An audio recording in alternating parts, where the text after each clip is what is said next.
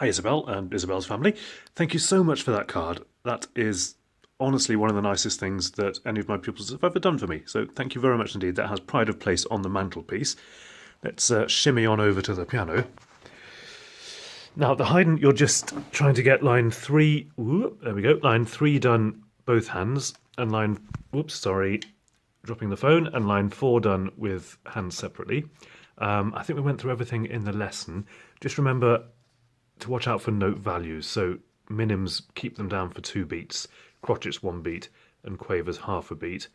And don't forget this dotted minim here, which, as you know, is 3 beats. And then with the When the Saints Go Marching In, there's a little exercise at the top of the page that I'd like you to do first before you practice the piece. And it's probably worth playing it through first before you practice every time. And all it is there's the C chord 4 times, and then it goes to what it calls the G7 chord, and then back to the C chord, and then it goes to what it calls the F chord, and back to the C chord. And if you remember in the last video, I said try and move your fingers to the next notes in plenty of time so we don't have a scramble for the next chord. So we have this.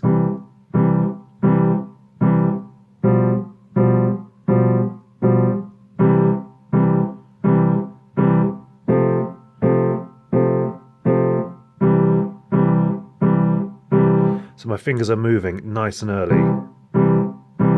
Move. Move back. Move again. And move back.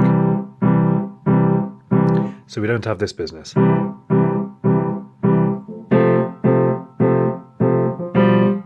Because that's just really hard work, and we don't want to make things harder than they already are.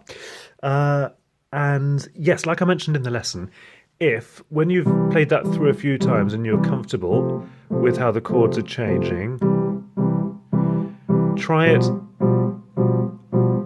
while you're not looking at your fingers. So look at your mum or look at your sister, or look at some point on the piano that isn't where your fingers are, and see if you can do it just by touch, just by getting used to where your fingers need to be rather than looking with your eyes.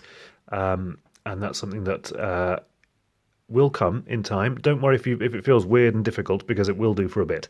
So we can work on that some more next week. As ever, any questions at all this week, let me know, and I look forward to seeing you next week. All the very best. Bye-bye.